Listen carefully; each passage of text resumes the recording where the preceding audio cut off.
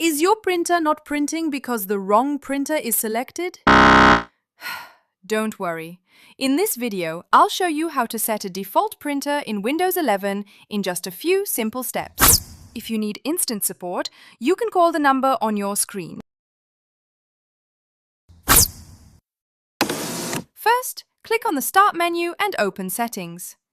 Now go to Bluetooth and Devices.